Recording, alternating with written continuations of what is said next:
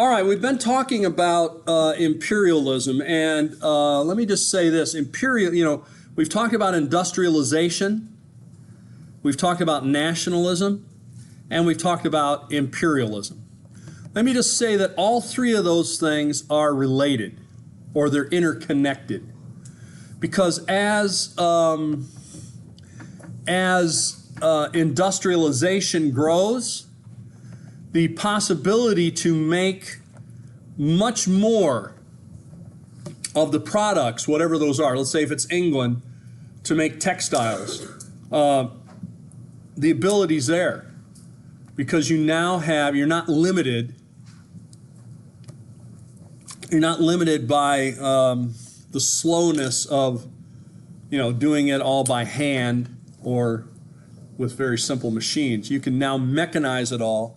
You can begin to put a steam engine on there and just, right? And you can also keep that going many, many hours where people would get tired. The machine does not get tired, right? Okay? And so industrialization will be one of the things that will push or lead to imperialism or colonialism, because they need the raw materials. If we're going to keep those machines running, we got to have the raw materials to keep them running, right? So in the case of England, we need the cotton. And if we're getting the cotton, and they were getting it from India, they were getting it from Egypt, they were getting it from the southern part of the United States, and maybe a few other places too. The cotton was coming in, tons and tons of cotton. They knew how to ship it, they knew how to get it. But to do that, of course, they had to control the areas where that was being produced as much as possible. Okay? So India, they controlled India. India was critical. India was at the heart of their empire. Egypt, the same way. So that fuels imperialism. Now you might say nationalism is also related. So remember, we're talking about industrialization, colonialism, imperialism, and nationalism. Nationalism, you sort of look at it two ways. One way is, of course, the British felt that they were the best society that was out there, right? And therefore, it was only right that they control territories and look over people, monitor people, because they had the best society. But there's another hand to this nationalism. Nationalism is often then fueled by imperialism in an opposite way. It's not just that the British think that they're great to be British, but now the British are controlling India, and now people in India begin to learn about nationalism and say, you know what, we don't want the British here.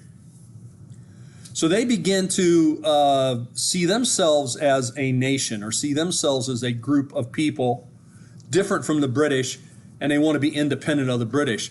And in fact, the people who end up giving the British, for example, in India, and really anywhere you look at these colonies, the people that stir up the most trouble for the Europeans are the educated local people.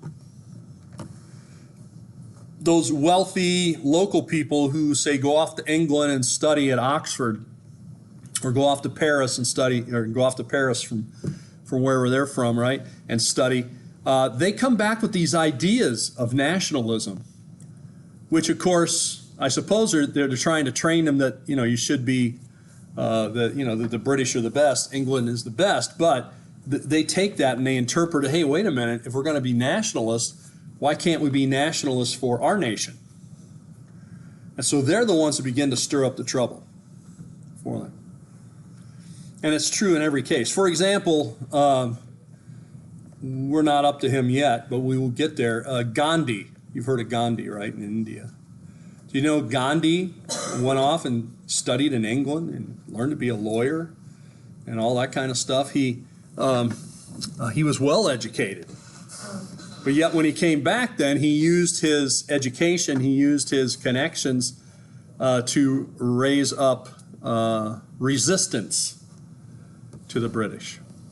Okay.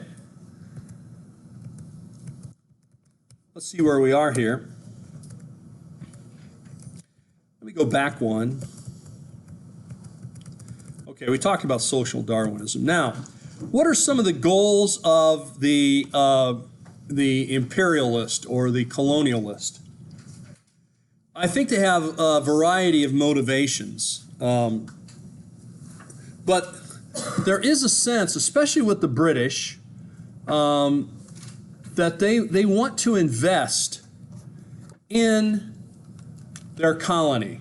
They want to invest in their in the local economy. Now, of course, and the local people. But again, it's not so that those people are going to have an independent life, but they do feel a sense of, I think we mentioned last time, right? The white man's burden, this sort of thing that they needed to, right? You remember that, the white man's burden? That they have a burden, they have a duty to educate, they have a duty to help these people. Yes? We got past this actually. This one you did on 2-4. We got to Zanzibar 1873. That's the last thing I have. Okay, you got this one?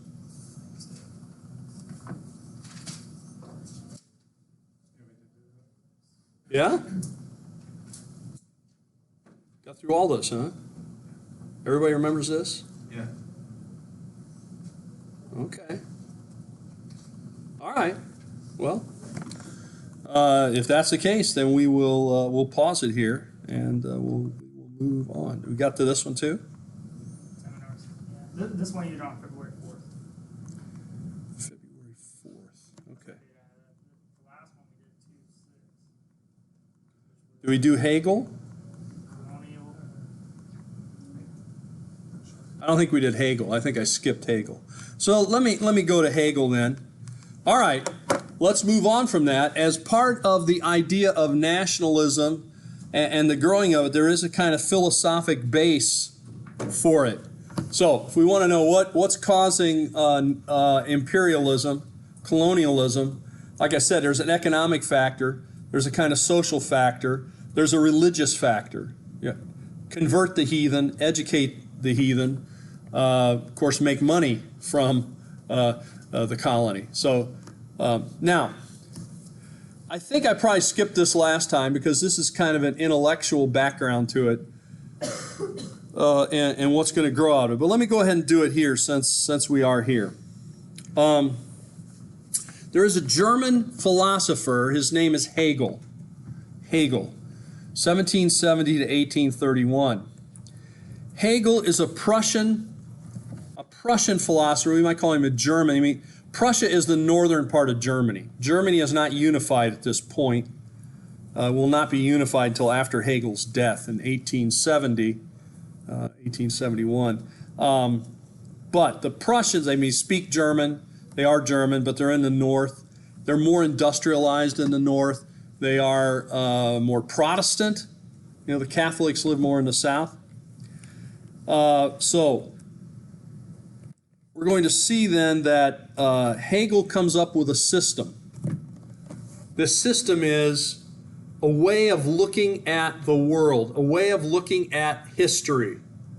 So when you take a history course, you probably have an idea of what history is, right? History is just a bunch of facts, and these people did this, and those people did that, and this is when it happened, and this is a treaty, and this is another thing. You know, it's like a list of facts and things that are done. But there is also, as a part of that, the idea of where is history going? What is history really? Sometimes that's called historiography. And you might think that historiography is sort of the history of studying history, the philosophy of studying history. You may not think there is any. You know, it's just a bunch of facts and we learn them. But that's not really the case. Part of it has to do with the importance of history and the way you actually look at history. Hegel believed that history, and probably most of you too, just by default, probably see history in your mind. If I ask you to sort of draw out history, how would you do it? Let me just ask you that. If I ask you to say, okay, what is history? Sort of tell me about history. What's it all about? What is history all about? The big picture. Yeah. Time. Okay, time. Sure, time is the big factor, right? So time starts and time moves forward. Yeah. Study of past events. Study of the past. Okay, so we are here and we're looking back at what happened here. Right? So all of that, if you think about it, maybe you haven't thought about it, but all of that is very linear. See what I'm saying? It's like a line.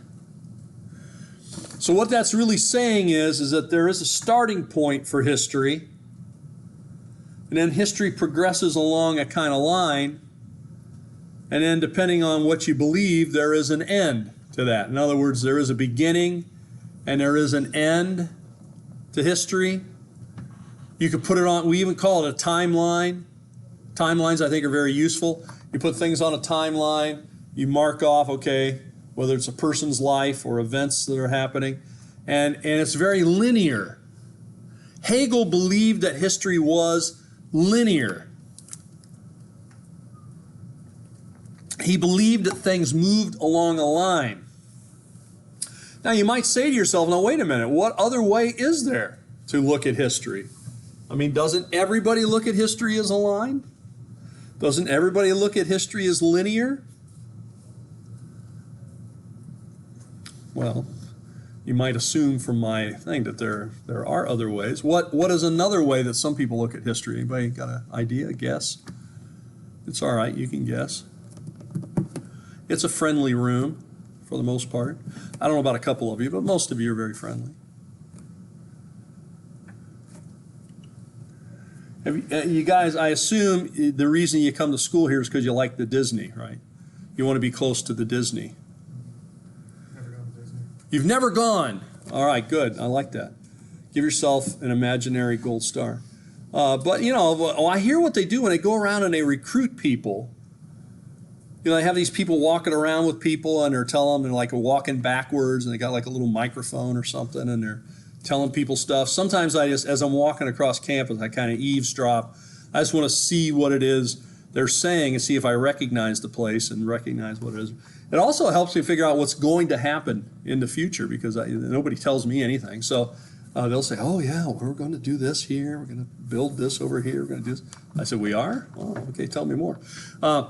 But a lot of people, it seems to me, now maybe I'm wrong, I hope I'm wrong, a lot of people choose the school because of its location, because of the weather, because of the proximity to the beach and to Disney and things like that. I'm sure none of you chose it for that reason, but this is sort of what they're selling to the students. They'll say, well, by the way, we're 45 minutes, about an hour from the Gulf Coast, a lot of beautiful beaches, some of the best beaches in the world.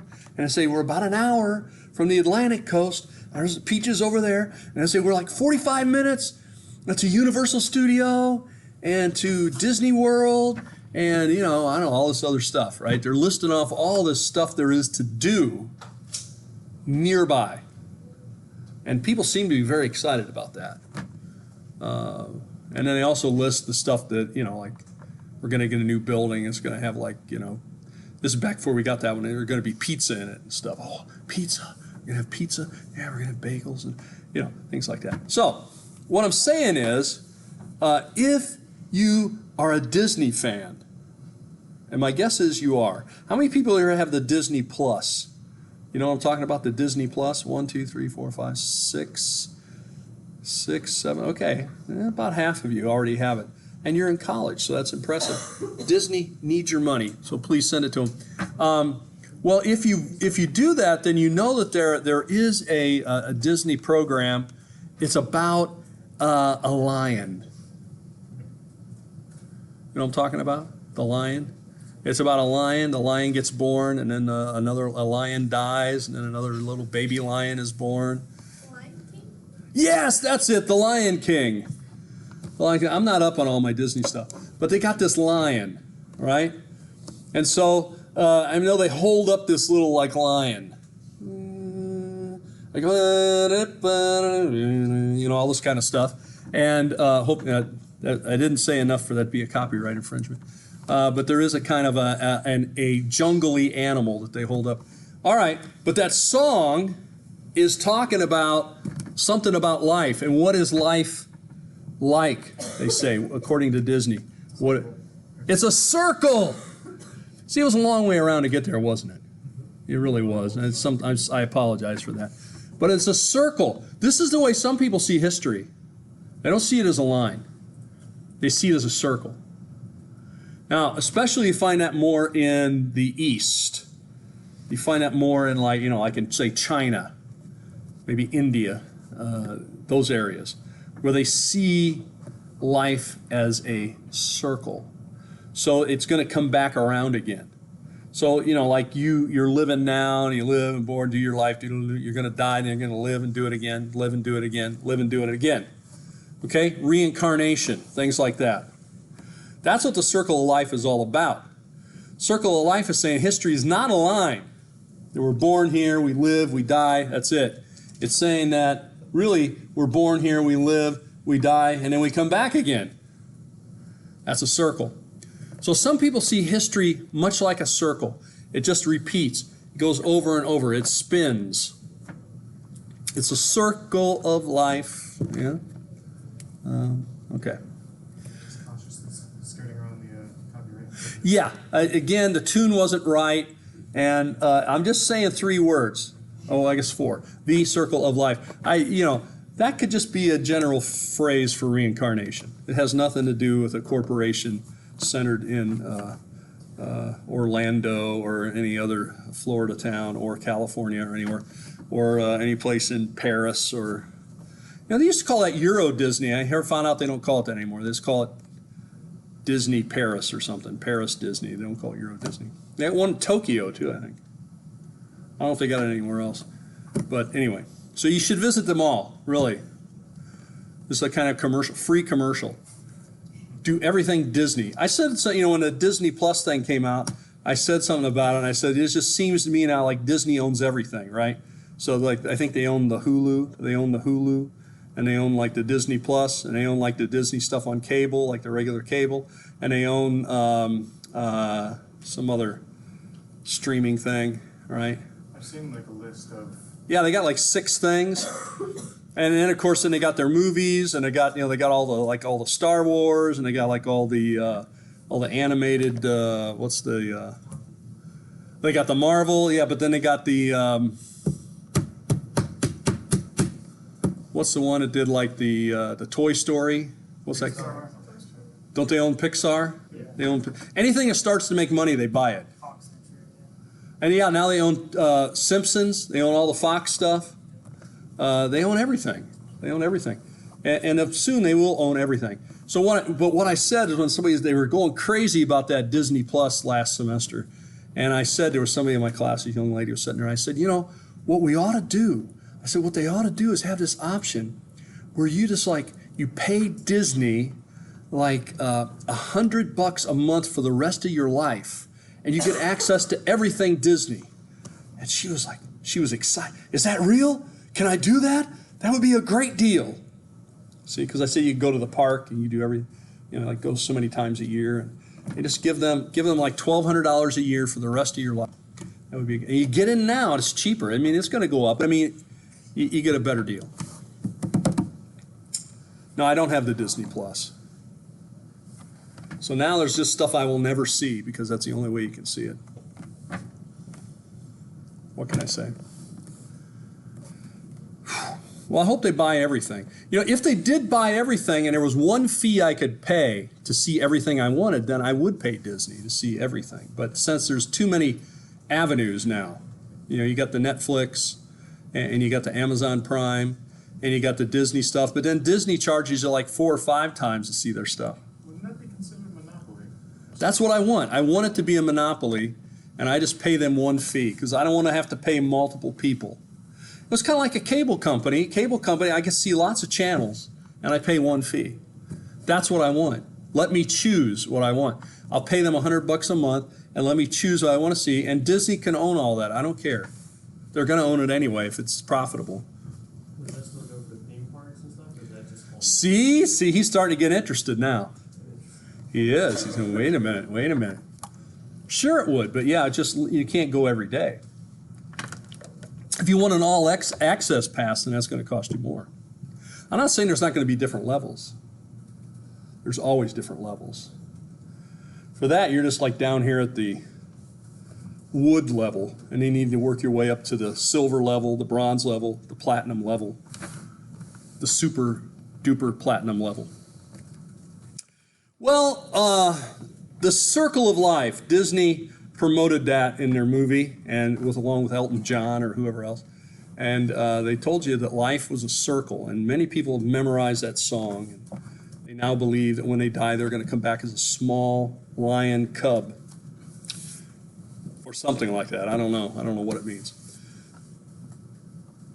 Hegel did not accept that. So Hegel, if when he's purchased by Disney, he'll have to change his philosophy because it doesn't fit the Lion King philosophy. He believed that everything was a straight line, that it went down a straight line, and then if there was a kind of circle to it, it would be a straight line that would kind of loop around and just keep going down that straight line, if you know what I'm saying. So, he believed that there was a thesis, antithesis, and synthesis. That all this was directed by a dialectic. And how did that, the dialectic was a force that moved history along that line. Behind that force was God, because Hegel believed in God, and he believed that God was directing history ultimately, but he was using this force called the dialectic to push it forward from where it starts to where it will end. And we'll get it to go in the way it's supposed to go. God established this system. Along the way, there are people who are world historic individuals. WHI. Well, no, I just made that up, but anybody calls it that. But world historic individuals. Who's a world historic? Well, maybe someone like Alexander the Great was a world historic individual, right? Maybe Napoleon, a world historic individual, and so on. These are, what we might call important people, powerful people, who pushed things along in a certain way and changed history. Now, those people, according to Hegel, might think that they're just kind of doing this themselves, but really they're a part of the dialectic. They're kind of part of God's plan, if you will. And how does that happen?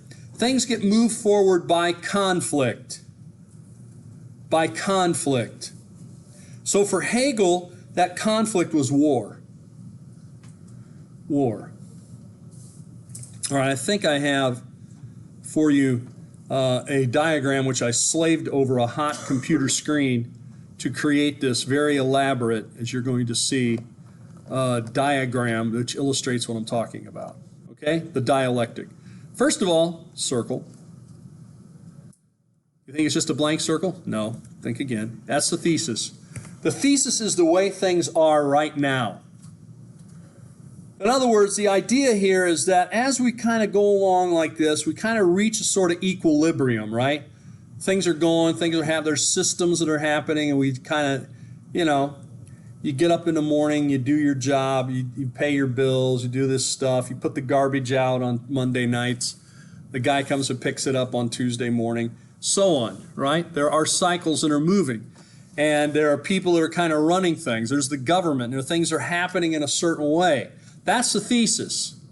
That's just the way things are, the way things are happening. Now, there is going to arise to this a blank circle? No. Think again. The antithesis or the antithesis.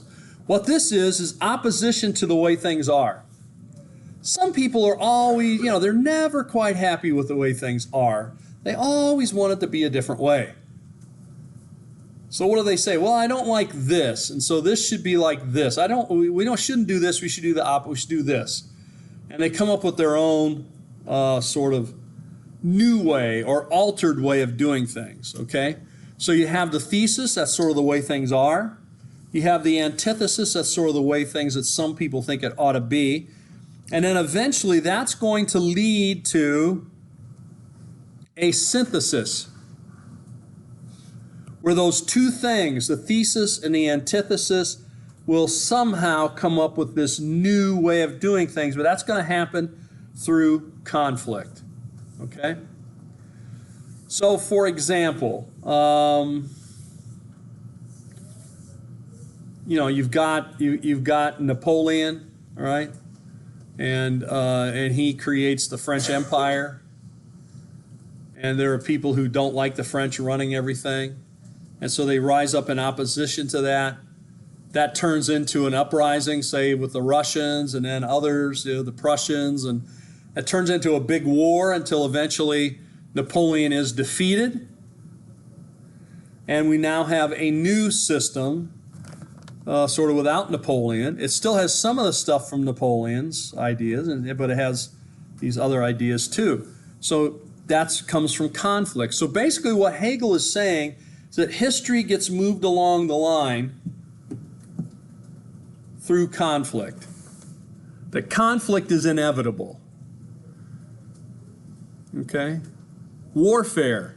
Well, if you take a look and you go back through history, and if you tried to do, I know somebody, I'm sure has tried to do it, I've heard they have, but if you go back and try to plot every war or conflict that's ever happened, that we have a record of, there, and you do that around the world, there is really basically almost, there's almost no time period where there's not some kind of conflict going on.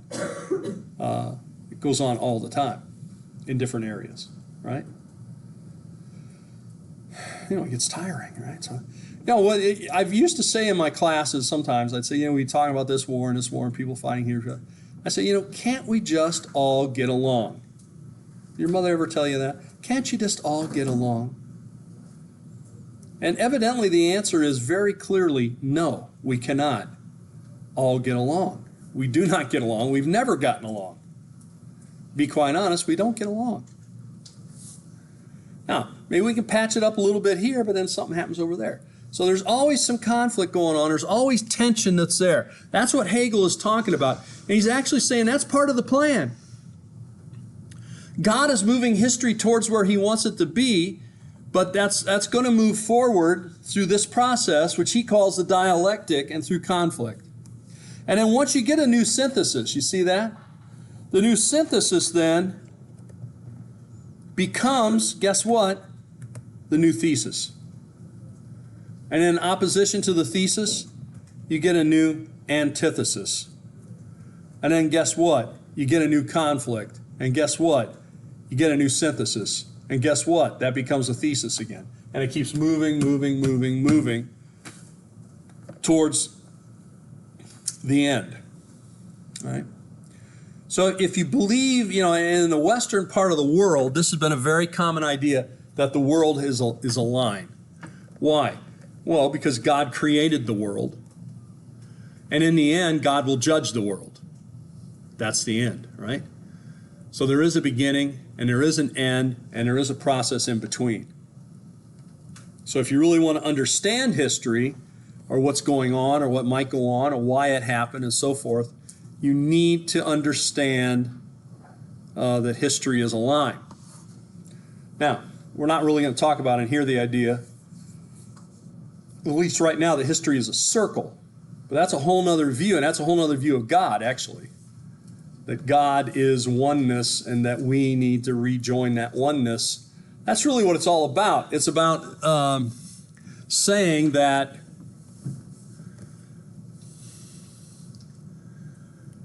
let me put it this way. Sometimes I hear people who are sort of talking about reincarnation. I've heard this, and they used to talk about it more than they do now. I don't know, I guess I'm just not around people talking about it, but people used to sort of talk about that. Used to talk about it on television, celebrities used to talk about it, different things. And it was always the idea that isn't it neat that I've had all these past lives, or isn't it neat that, that I got to be, I was Cleopatra, and then I was somebody else famous, and then somebody else, and now I'm me right now. I guess kind of elevates your importance that you were all these important people before, and you have all these experiences and knowledge. But if you take a look really at reincarnation as a teaching, it's a bad thing. You don't want to be reincarnated. It's not something you hope for. You hope that you are not reincarnated because that's not your goal. Your goal is to be reunited with the oneness of God. And until you get it right, you got to keep coming back here. So in fact, reincarnation is a kind of punishment. It's a punishment because you didn't get it right. And in fact, if you really get it wrong, well, instead of coming back as a person, you might come back as something else. Donkey. You know, I don't know. Squirrel. I don't know. And my dog would chase you out in the yard. My dog loves to chase squirrels. One of these days he's going to get one. A bird. You know, I mean, you could come back as anything. Technically, although, you know, all those people come back as other people. And by the way, all the celebrities I've ever heard talking about having past lives, they were all very important people in the past. Which statistically speaking just shouldn't be, right? At any given time, there's a very small number of, you know, famous, important people. So that if you did come back as somebody from a previous time, you got a 90-95% chance nobody's ever heard of you. And you were working in a field. Well, I bring up Hegel so that I could bring up our good buddy Karl Marx. Here's a nice painting of Karl. By the way, Karl's getting more popular today in the United States. He used to be, you know, people were sort of anti-Marxism. Now I think they're getting more and more pro-Marxism. At least that's the sense that I sense. That doesn't seem right. Well, anyway, that's what I sense is going on. So we should talk about Karl then, since Karl is our guy. Karl Marx also is from Germany, by the way. He was also Jewish in his background. That's important to keep in mind for later. So Karl Marx, living in Germany, do you know that students would go to, at universities, would join young Hegelian societies? Can you imagine if we had one of those on campus? I don't think we do. We could start one. We could start the Young Hegelian Society. It'd be a student organization where you would sort of study the philosophy of Hegel and all that. By the way, the idea of Hegel is that everything was following a line and that there was a sort of world historic individual, and it was almost like an idea of destiny, that things were going to happen. God was in charge. Things were going to happen in a certain way. And the idea also was, especially for people in Germany, that the Germans had been kind of left out of everything. You know what I'm saying?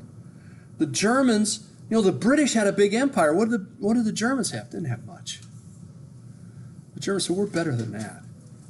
They got a late start on their empire because they weren't even unified till 1871.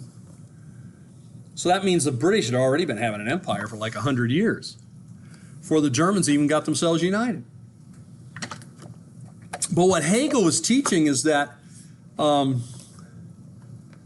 people, as well as nations, as well as countries, you know, they will have their time and it will not be stopped. And so the idea, I think, why it was so popular in Germany was the idea that Germany's time was coming. It was sort of their destiny. They would become important. They would have a world historic individual. They would someday be powerful. And so Hegel really catches on in the 19th century. And one of the people that caught on to it is this guy. His name is Karl Marx. Karl Marx follows, he understands the teaching of Hegel. He agrees with them. However, he's going to modify it. He's actually going to flip around the teachings of Hegel. I'm going to flip the teachings of Hegel.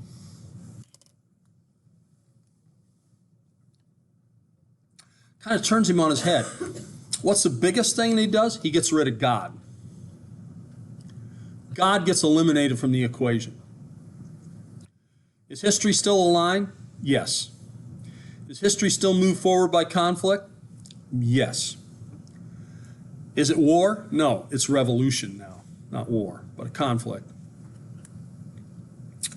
Is God behind the dialectic? No. The dialectic is an impersonal force that's not put there by God. Now, Karl comes from a Jewish family. They're not poor.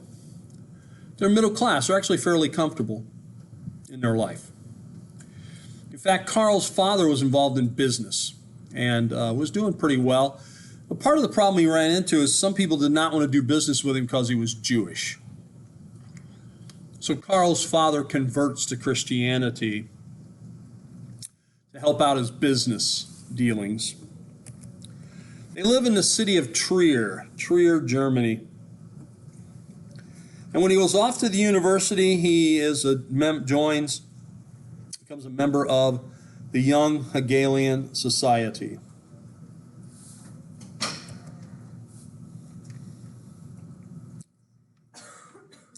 He, in fact, becomes a radical journalist. He's going to be a writer.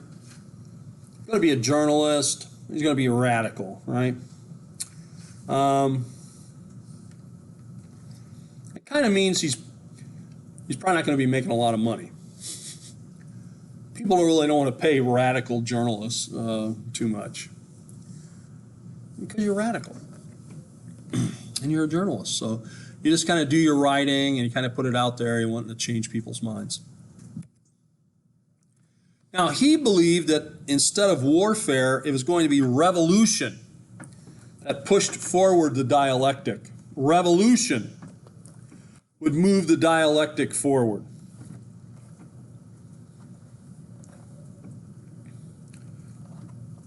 So, a couple of really significant changes that he brings. Number one is God's eliminated from the picture. The dialectic, instead of being sort of the hand of God or something that's being moved along by God, is now being moved along by materialistic forces and, not personal at all. Kind of like fate, but not with God in the picture. The other big change is that the conflict will be there, but instead of warfare, it's going to be revolution. Karl Marx is going to see everything as class struggle. The workers and then those who own the means of production, right?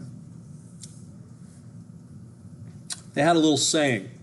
In fact, I heard the saying, did you watch the Oscars? No, nobody does anymore. I watched the Oscars, though, and somebody came up to get one of their awards, and they were, they do try to get political there and say stuff. And the woman said, I don't know, I forgot who she was, but I remember her saying, as she was kind of closing, she said, "Workers of the world, unite." That's exactly Karl Marx. She didn't finish the saying, but he said, "Workers of the world, unite. You have nothing to lose but your chains." It's exactly where she must be, I assume. That's where she's getting that quote, because that is a very famous quote by Karl Marx. So what I'm saying is Marxism is making a resurgence. After taking it on the chin in the 1980s, at the end of the Cold War, we now find ourselves some 30 years later, and it's popular again with some people. Well, as I said, Karl wasn't making a lot of money. Who is going to help Karl out? Pay for, I don't care who you are, whether you're a Marxist or not, you got to eat, right? And unfortunately for Karl, at this point, you needed money to get food. Of course, he had a plan to get rid of that idea.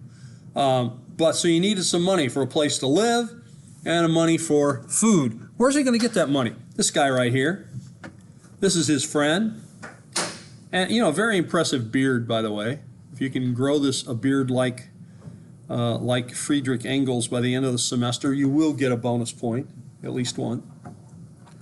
Or maybe a few more. It's got to be real, though. No fake beard. I'm going to pull on it. Well, anyway. Well, where does Frederick Engels get his money? Very simple, his father. Where do most people get their money? Their parents. His father was wealthy. In fact, his father was a wealthy industrialist. He had made money in business. He had made a lot of money.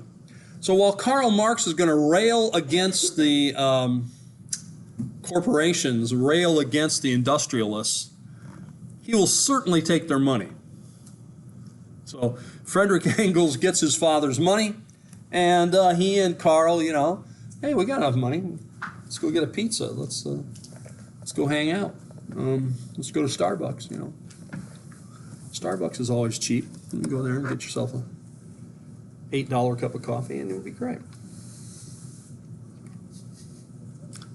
Somebody's got to help them out in Seattle.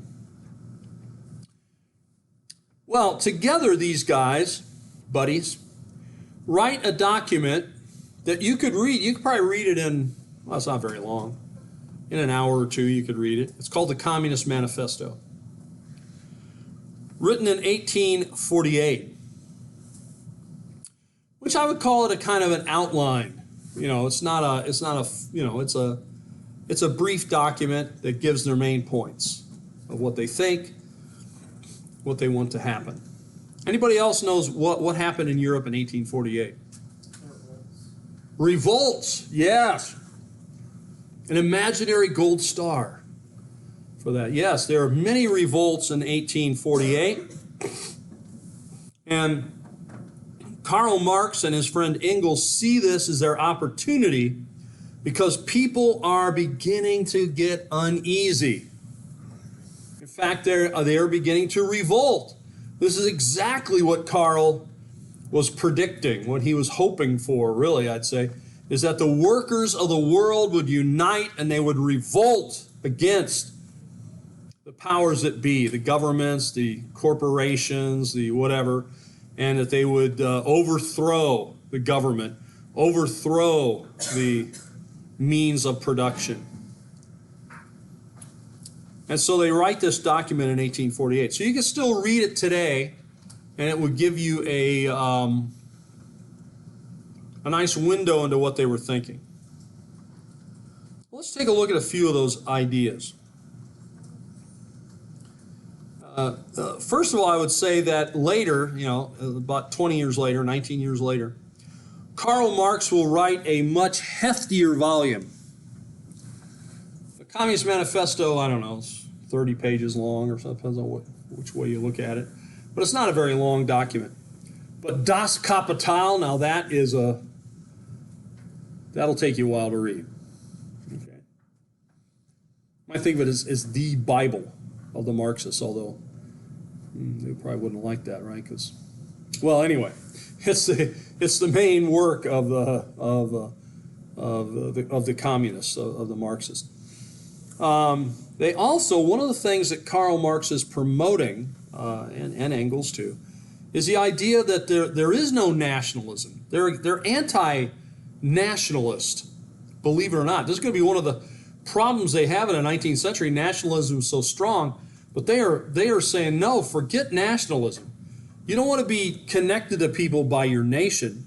You want to be connected to people by your class. In other words, they're saying, if you live in England or you live in France or you live in the United States, you shouldn't see yourselves as being French or British or American. You should see yourselves as a worker.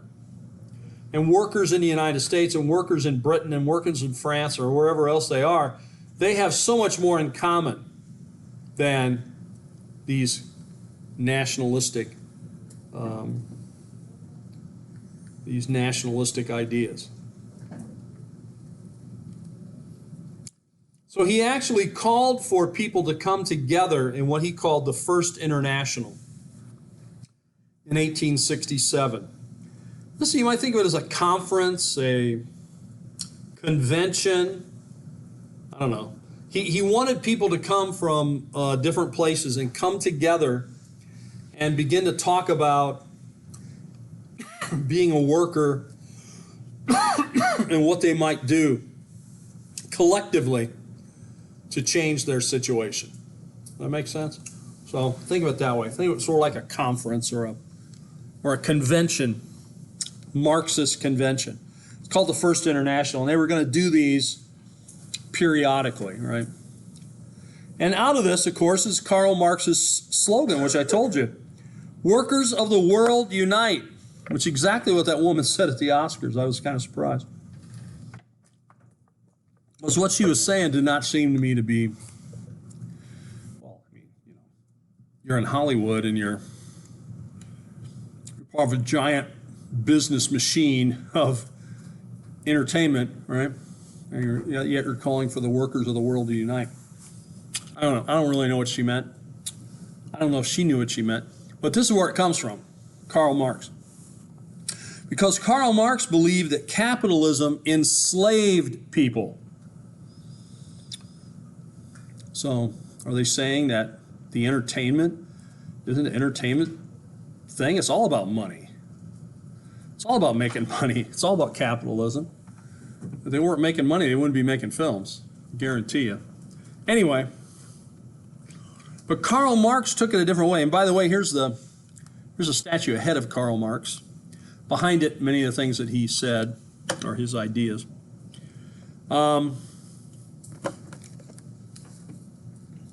He taught that capitalism led to slavery. Slavery of the worker.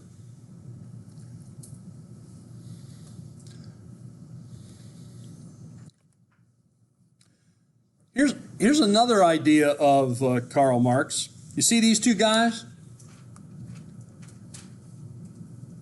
You know what they're doing there? They're not playing a clarinet. What's that? What? Are they smoking? They are smoking. They're doing non-SEU approved activities here. But what are they smoking? Opium, I guess. Opium, exactly. This is a picture of an opium den. You ever heard of an opium den? Opium den, it's kind of like a crack house or it's a place, it was a sort of a building, a place where people would go to do drugs. In this case, opium. And the way they got the opium is smoking it. And they have it in a pipe. See, each of these guys has a pipe. I was hoping that was just a clarinet, but no, it's not. It's an opium pipe. You ever heard the phrase, if somebody will say something, oh yeah, let's go do this or this. Probably they don't say it much anymore, but people used to say, oh, that's just a pipe dream. A pipe dream. A pipe dream comes from this. Guys are smoking opium out of a pipe, and they're like hallucinating. They're seeing things or whatever. They're having a dream. You know, that's never going to happen. That's a pipe dream. Well, anyway, here they are. These guys are smoking the opium. Now, why do I put this with Karl Marx? Karl Marx said that religion was the opium of the masses. The opium of the masses. So what's Karl Marx saying? He's saying that religion is the thing that keeps people drugged, keeps people distracted from the world. Well, what does he mean? For example, let's say somebody does you wrong, right? Whatever it is. Let's say where you're working or whatever, they kind of rip you off, or they give you bad hours, or they don't give you the money you deserve, or whatever it is. And you say, man, they just won't give me my money, and they're not treating me right. What would be your options? Well, I suppose today, you may try to call some lawyer or something, get you to help them. But, for all practical purposes, you're probably going to get ripped off in this life in various ways. Our religion would say, Christianity would say, that if we are treated wrongly, what are we supposed to do? What does Jesus say to do if somebody offends you, if somebody treats you wrongly. Yeah. Turn the other cheek. If somebody like slaps you in the face or whatever, turn and give them the other cheek to slap you. Somebody does you wrong, if they steal from you, well, just they take your cloak, take this, just give them the cloak off your back, give them the shirt off your back. Just, be kind. Love your enemies. Right? Sound familiar? Hope it sounds familiar.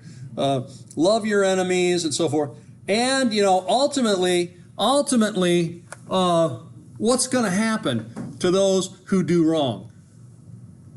Get what's coming to them. And how? When will they get what's coming to them?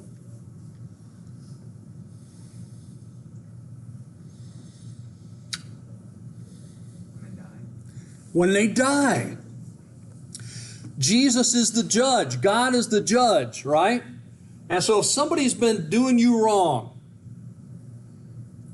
don't worry. Someday, they'll get what's coming to them.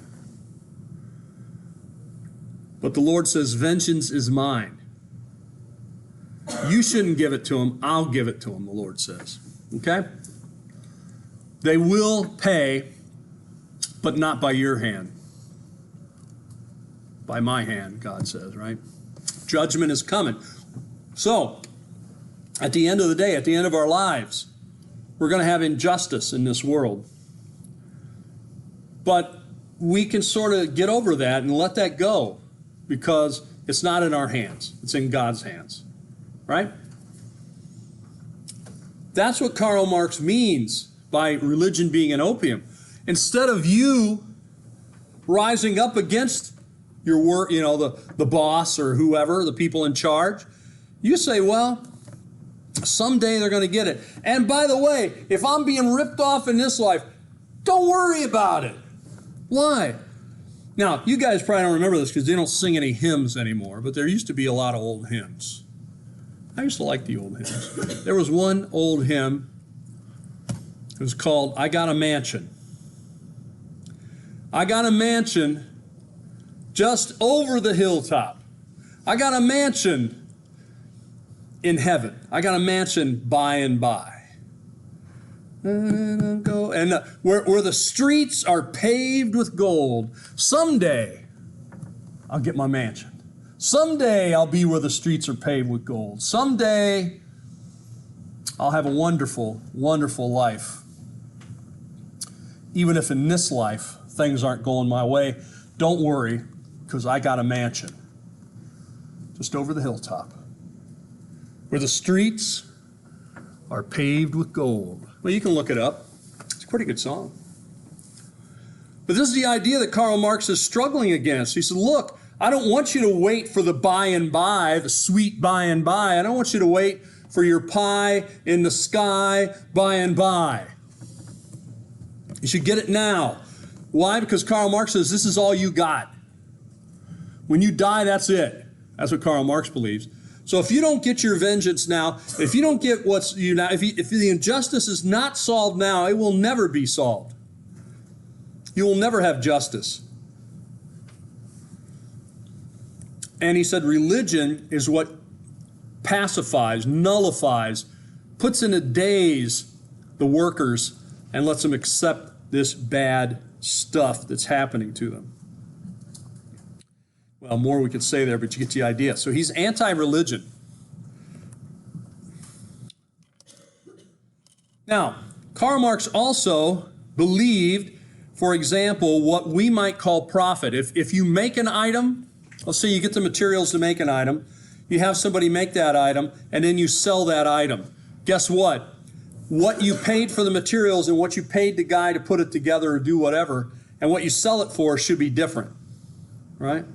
If it cost you $5 for the materials and it costs you $5 to get somebody to make it, you better be selling it for more than $10. You're probably selling it for $15. You're probably selling it for $20, maybe more. Karl Marx says what we would call profit, he calls stealing from the workers, because the workers added the value. The surplus value is by the workers. Also, he's saying that often the worker is alienated from their work because they no longer make the item and sell the item and do the item themselves. They're just like a robot in the factory making it. And the bourgeois are those who own the means of production, the factories. The proletariat are the ones who are the workers who make the stuff, do the work. And that the bourgeois are basically lazy bums who profit off the backs of their slave workers, the proletariat. And that's where the conflict will come. When the workers of the world unite, they will rise up against their overlords and they will throw them over and ultimately gain their freedom. Thank you. Thank you very much for that. All right, that's where we'll end for today with this.